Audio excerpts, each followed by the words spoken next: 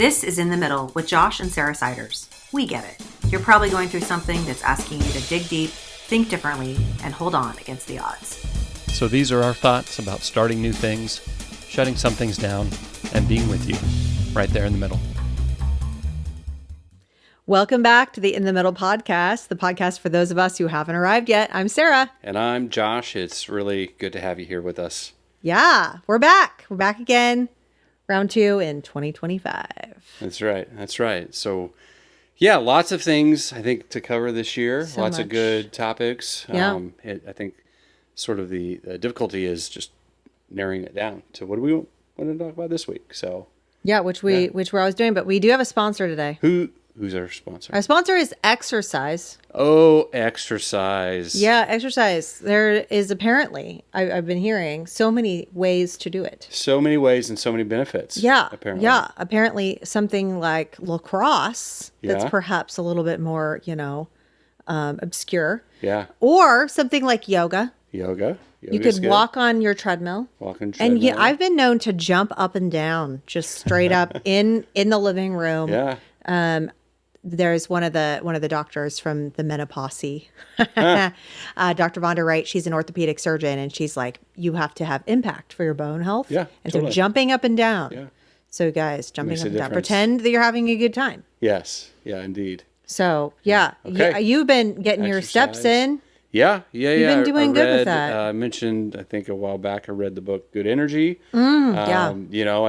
So it's the recommendation is between 7,000 and 10,000 steps a day, and that's good for your not just your overall energy, but your cellular energy. Yeah. And so that's good. that's kind of my new throughout December.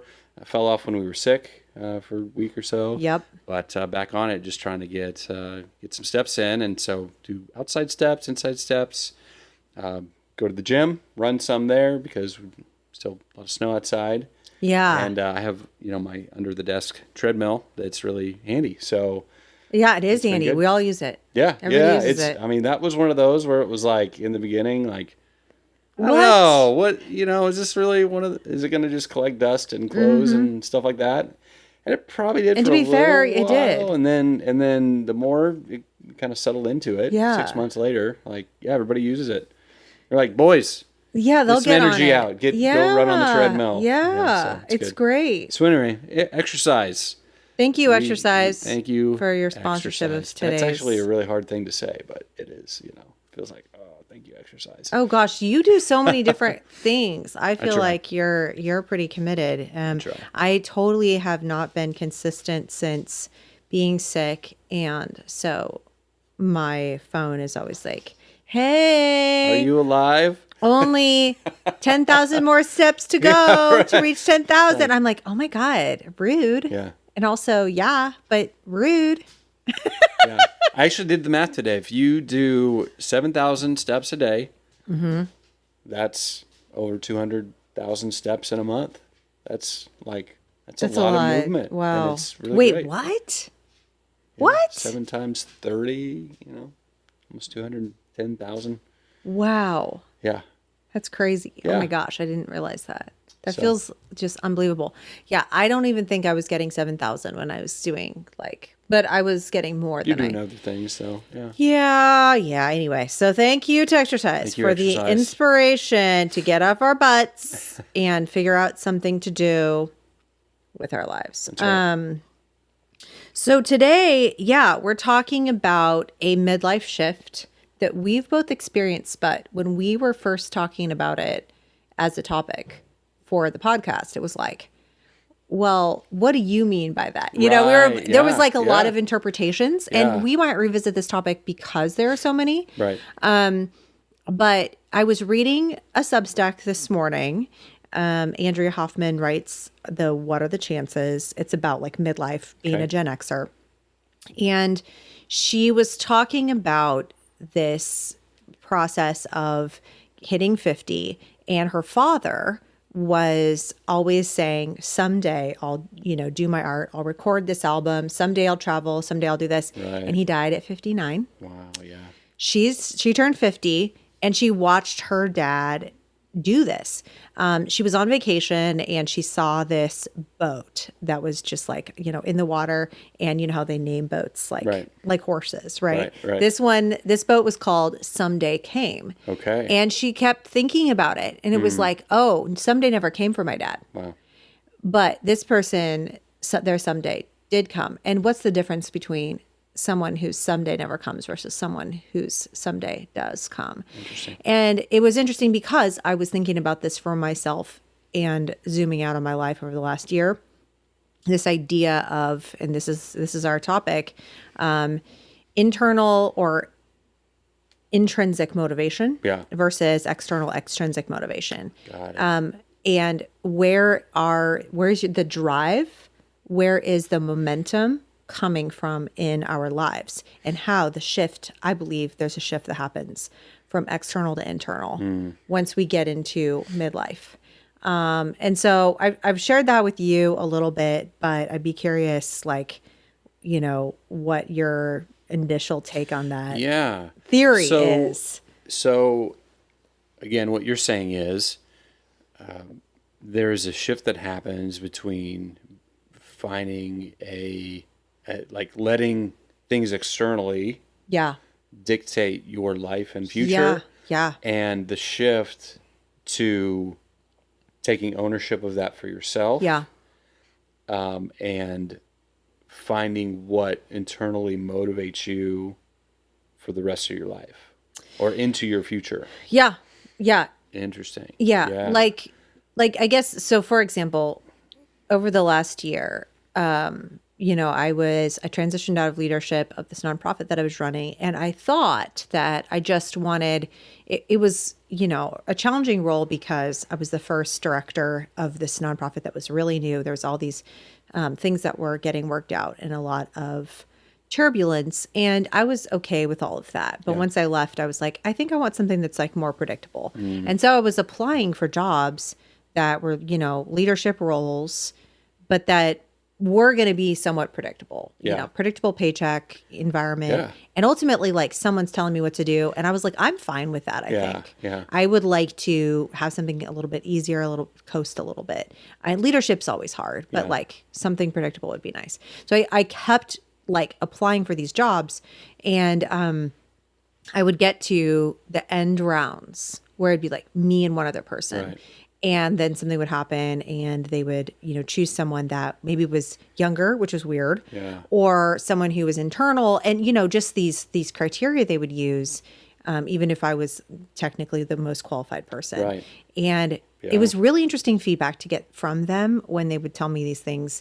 And I was like, we really want to hire you, but. But we need someone who can be developed, who's going to be here longer, who isn't, on the inside. And this is our, I was like, what? Yeah. And I did that for a few months. And eventually I'm like, okay, I need something that I can control. And so really the process of starting my business mid-year was a process of like taking that approach of wanting to coast, wanting something easy. I was like, okay, well, I've done a therapy practice before, and I am already licensed, and like I basically can just push a button and this thing's gonna like pop up and go. And so I was like, people were saying, yeah, you'll have a full caseload in 6 weeks, 3 months, and I was like, okay. So I decided that I would do it, and it was not easy. And part of it was because I was setting it up in a totally different way. I was setting it up how I wanted. So it was this mixture of internal motivation. Here's the structure I want. Here's the target client I want. And then the external motivation of, oh, I just want something easy. I want to just be told what to do. I just want to coast. And so I had that, like, it was almost like a conflict of like, well, if you want things to be easy, you can't set them up how you want. So what are you going to do? And so I wrestled with this like for 6 months. Like, if I want to just have a straightforward practice, then I can see anyone. I can only do therapy and not do coaching or events. I can just, be really focused. and I don't have to do an integrative wellness clinic. Like, why am I doing all these things? Yeah. And so eventually then I was like, oh, this is because I want to do this, and it's Yeah. going to be harder. Yeah. And am I willing to commit to it? So it was like I wrote about this in my newsletter, but it was the combination of desire. Like, this is what I want, and this is what I'm going to commit to. And so it shifted from external, like, I want to coast, and I want to just be moved along by the flow. Yeah. And I want to be kind of told what to do, to now, if I want something in my business, it won't happen unless I do it. Right. It's literally like creating from scratch all the time. Right. And so, like, it only moves if I move. And that is like a ton of pressure. Yeah. But like, I'm willing to do it now. Yeah. Because I've shifted Yeah. to Was internal there, motivation. When you made that shift, was it thoughtful and intentional? Like, were you aware of, I'm making a shift now? Oh, yeah. Like working in the system, and I don't have to think too hard about it, to I'm going to do this the way that best fits my wiring design, and it's going to be hard. Like, was there an awareness of like, I'm choosing this, or did you kind of stumble into this accidentally? It was like a little bit of layers. So I did do it in a way that like I told you, I wanted it, like I wanted the structure to be, I wanted to be the mental health provider in an integrative wellness clinic, because I really believe in that. I wanted to support women through the midlife transformation. And so I was like, okay, I'll only do my practice if I can do it this way. Yeah. And it's like, who am I saying that to? But I was Right. saying that to myself and God, Yeah, like, I'll only do this if I can do it exactly this way. So then once I started doing it, I was like, oh, our integrative clinic just opened. Like, we're new. I'm new. I'm seeing a different clientele than I saw last time. The people who have met me over the last 6 years don't know me in this way. And so I'm really introducing myself, this like mental health for women in midlife, which is still a newer topic. And I'm doing it in a model that is not familiar. We're the only integrative wellness clinic in this multidisciplinary, and to the degree we have 6 or 7 disciplines within our clinic. There's just not very many like that in this state or in the area. Yeah. So we're doing so many things that are different. And I was thinking this, I'm going to do this because it'll be easy at first. And then also, like, again, giving criteria, like, I'll only do it if. But then I realized that the criteria I was giving, this is what I want, was going to make it harder. And that I did not want the easy route. Mm-hmm. Yeah. And I was like, classic. Yeah. Right. But it was like, that wasn't going to be rewarding. From this, and now, right. boom, I'm right back in. Right. Yeah. And I was mad, honestly, for a while. I was mad at how hard it was, because I was like, people told me that my caseload would be really open quickly. And then I was like, well, yeah, but you are in a totally different, you have a very specific target. You're in this clinic, and, all these things are new. You have to introduce yourself. And so it's kind of like you were taking these different pieces and putting them together about what you wanted to do, and realizing, oh, that's a little bit different picture than I thought, but actually I like that a lot better. Yes. And I did like it, but the wrestling match was that if you want to do what you want to do, it will be hard. Yeah, right. And to commit to that, to put my energy behind that, that's the intrinsic motivation piece. That for me was a shift. So it was the end of the year coming into this year, really, where I like fully lined up with everything. And I was like, okay, this is what I want. I am not going to like think about doing it in another model that would be easier. Right. This is what I've committed to. Yeah. And so now I need to take all of my energy and put it behind this thing. Yeah. And it's been paying off. Like, we're getting some good momentum with the M Factor film screening. Yeah. And which is Sunday, January 26th at 4 p.m. at Wareham Hall. There you if go. you're in Manhattan There's a or in the plug. area, we'd love to have you. So yeah, it's getting some good attention. Good. And it's like, I'm thinking that it's because, at least in the metaphysical sense, because I've put this energy behind it, because I've committed to what I want. Right. Instead of being like, I'm not committed unless it's easy. Right. It's like, what? I hate to say that out loud, because that's not exactly my personality, but I was just grumpy. Right. To be honest, I was grumpy about I did everything that everyone told me to do. Right. And it didn't give me what I wanted. Yeah. And that's, I think, the shift that happens Right. through midlife is you follow the playbook that everyone gives you, and it doesn't always work. Yeah. Yeah. So I'd be curious, like, if you've had a shift like this where you had to go from this is going well, or people are telling me what to do, and I just follow it, to internal motivation where it's like, oh, this is on me and I'm okay with it. I'm not even sure where to start with that because there's so many on-ramps that I could talk about. I think in my experience of planting and leading a church over the last 15 years, there would be times where like things would start to go really well, and our community would grow, and I would feel good about whatever success looked like, whatever people told you success should be like, more money, more people, more whatever, and it's and so things would kind of take off, and I would be scrambling because there's all these pressures with success, right? There's all these like, okay, I have more people now needing help, and my time becomes more restricted, and I would need to delegate some things. And so I would scramble to delegate. And sometimes I would do an okay job. Sometimes I would just kind of like, okay, great. You want to do that? There you go. And dump on people. And then, and that's just kind of what you do through the learning process of how to do that well. But the Achilles heel that I would find is that there would sometimes be the wrong people that you trusted with the right things, and I would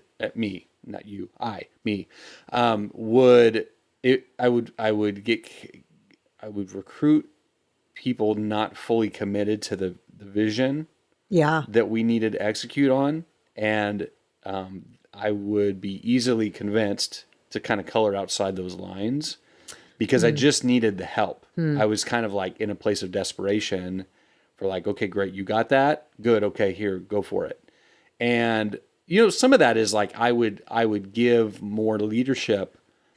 I would trust people, with more, which isn't necessarily a bad thing because you're trying to develop people on the fly. Yeah.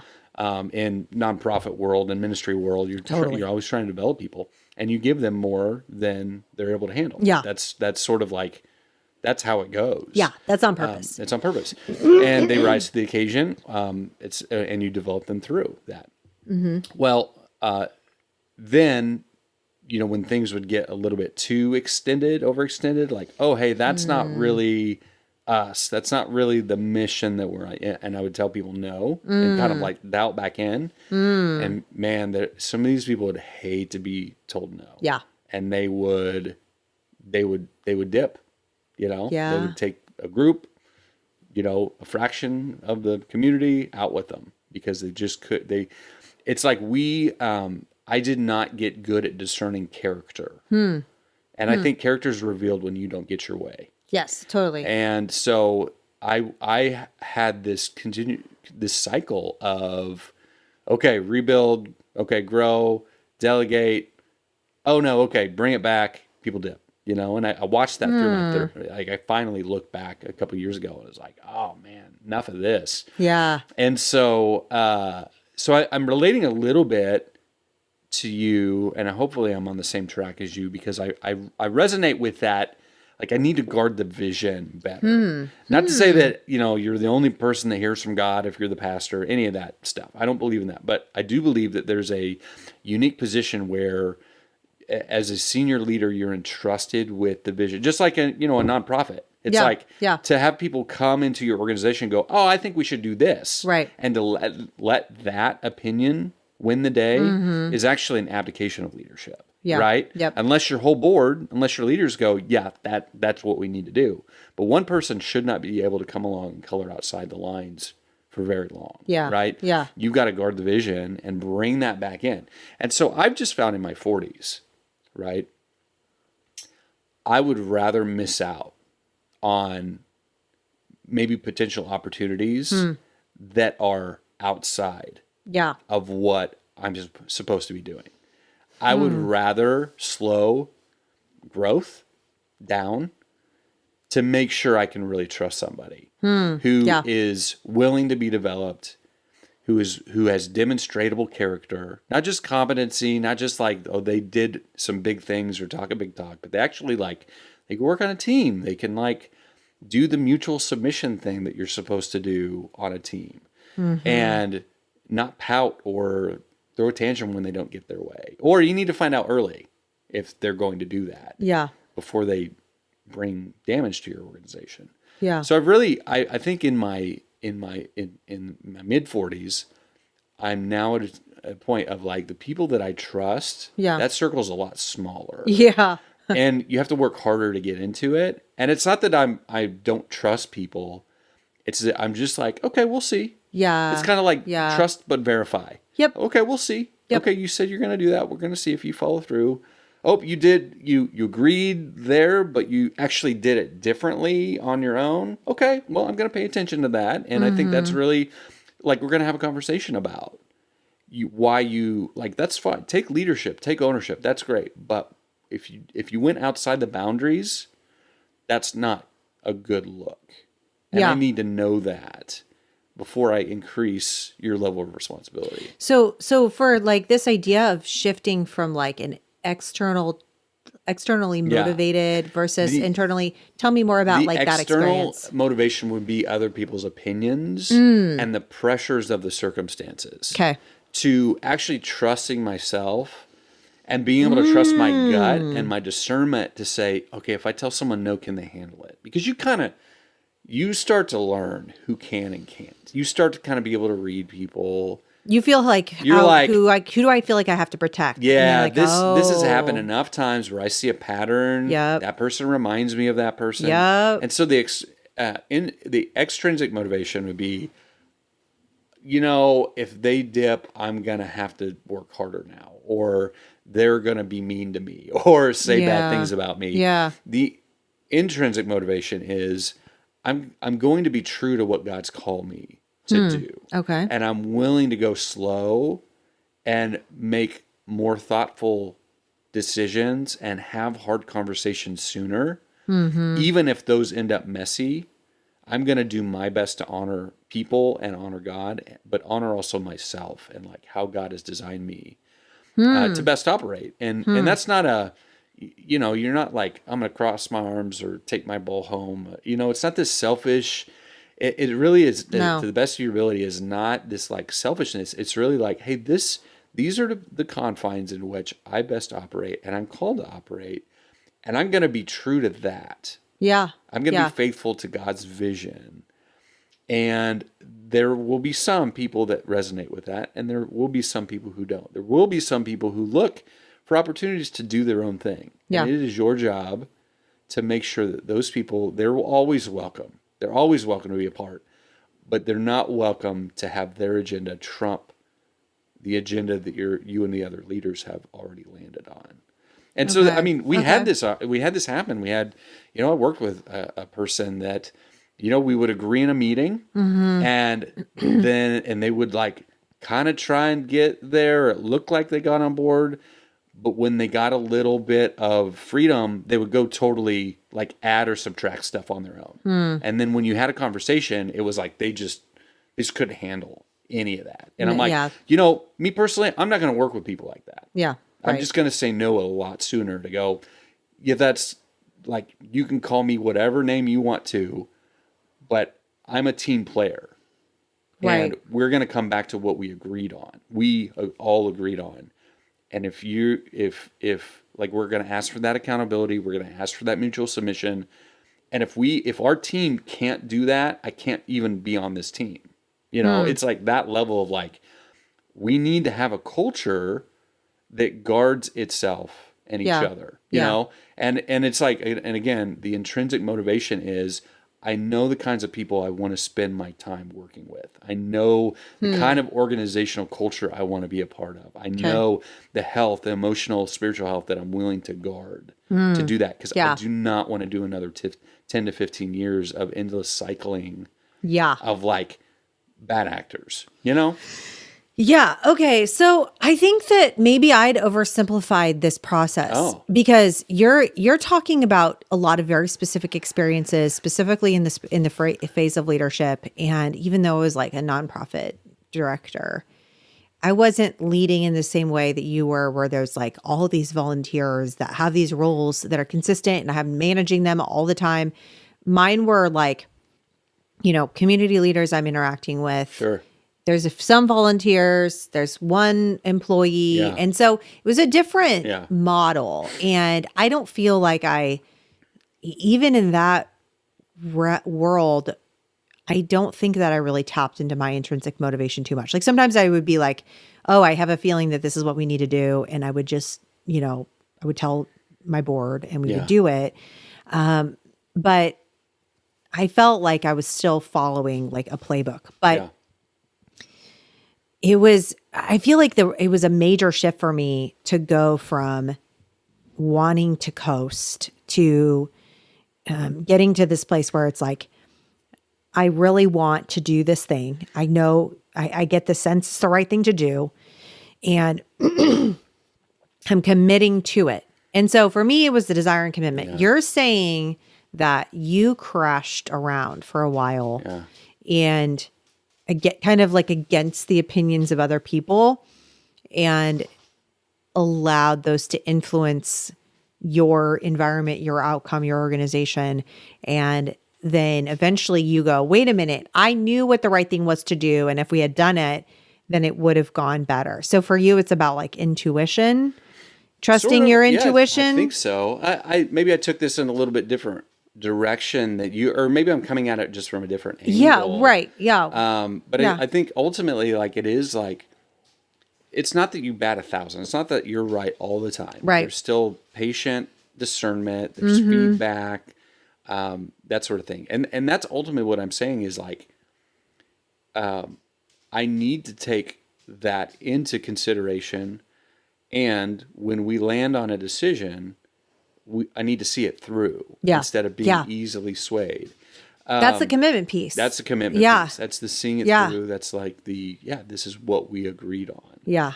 This is, so I may be, speaking organizationally and you're speaking more individually, personally. Yeah. I think it's how it's showing up in different areas of our life. But it still comes down to, I'm going to make a choice to work with and not work with certain kinds of people. Yeah. I know myself. I know I trust my intuition. I trust my gut on how to read people. And I don't, and part of it is like, I get what you're saying about coasting. Yeah. Like it'd be easier to like let go and let it kind of drift in different areas. Yep. And again, that's an abdication of what needs to be done, whether it's, your life or whether it's, your workplace. It's like I've been given certain responsibilities and I need to see that through. Yeah. Yeah. I think, you're referencing like God's vision or whatever. And I think that even the interpretation of what that looks like to me changes. And I feel that a part of my midlife experience is holding that loosely to say, I don't really know. I mean, I'm just getting a sense like this is the role that I play of being, actually the sense I had was like priest, like being someone who, advocates for people to God and helps people connect with God. And so that's a role that I play, but like that's everywhere, whether it's, church or just out in the community. And I mean, like there's scripture that says every Christian is a priest, but, I think for me, that's been very like, I've tried to internalize that, but it's like, what does that look like? I don't know exactly. Right. I try to, I try to give that like some wiggle room for what that looks like. And I think that's the interesting part, that when you think about internal and external motivation, it's like, okay, well, if I don't really know how everything is supposed to go, if I'm holding my life and my commitments, not my commitments per se, but like the outcomes with an open hand. And I'm like, I don't know exactly what this is supposed to look like. I have this vision. I have this thing that I think I'm supposed to do, but I don't know how it's going to look. I don't know how long it's going to take. I don't know the process. Like having that internal motivation to commit to something, even though you don't know the outcome. Yeah. I think when I was younger, I was willing to commit to things because the external motivation for me was the outcome. I was like, if this goes well, if you run the playbook and it works, I start my business, I get clients. We start a church, people come. We, get married and want to start a family and we have kids. Like if that works, then I'm okay with it. Right. But it's like to let go of the outcome. Got it. And to hold on, that's another piece of it that I think that has really taken me so long is like, do you want to do this? Is the process worth it? The process of being, in the world through my faith, like this idea of being a priest and a person who connects people to God, or being a healer or a storyteller, is some like how I think of myself, and that shows up in all the roles that I have. Yeah. And so it's like that's your role, and you don't get to say how it's going to go. You don't get to say like your business is going to make 7 figures. You're going to be super influential. Everyone's going to love you. Like it might be that it causes a lot of hardship. It causes a lot of pain. But you're still doing the right thing. Yeah. Yeah. That's the crazy thing about midlife is like you go, oh, just because it's hard doesn't mean it's wrong. And so anyway, I think for me, like internalizing who I am, what the role that I'm designed to play, like you're talking about trusting yourself helps with internal motivation because you go, I know this is the right thing to do. And so I'm going to do it. And instead of just tolerating all these other opinions. And then for me, like desire and commitment too. Like I want to do this and I'm going to commit to it. Good. All those are the elements of internal motivation for me. So anyway, lots of different angles on this that we could go down. For sure. So maybe you relate more to what Sarah's talking about. Maybe you relate to my thought and approach. So either way, I think it's really good to be aware of and think about. Yeah. Yeah. Still processing. Yes. So I'm curious, what are you reading, watching, or listening to right now? I feel like I'm still in that place where I was even last week. Is I'm still doing The Artist's Way, and I'm doing my therapy book. So still reading the same. I haven't changed those. And so those, I've been really like having a lot of fun pinging around on Substack. And I did discover a new Substack by this guy who has made a really incredible journey, Paul Kingsnorth, former atheist, former Wiccan priest, now a Orthodox Christian. And he's in Ireland or England. I can't remember. Super interesting guy. He has a Substack called The Abbey of Misrule, and I really enjoy it. Love it. So he's, that kind of circle has introduced me to some other thinkers in that space. And that's been really enjoyable. So reading that, something that's saving my butt right now, like truthfully, this is funny, but like my heating pad, because I injured my tailbone. So I've just had to, keep it, do the exercises, hot, cold. But my heating pad definitely helps. I know. Good. So it's literally saving my actual butt. Oh my gosh. What about you? What are you reading? Watching, listening to? I am listening to the Holy Post. I kind of go a few weeks and then binge the content a little bit. And it's something I come back to. Lots of great podcasts out there to listen to. That's just one I come back to. They have good thoughtful engagement with culture, just news, what's going on, especially, church in the West, things like that.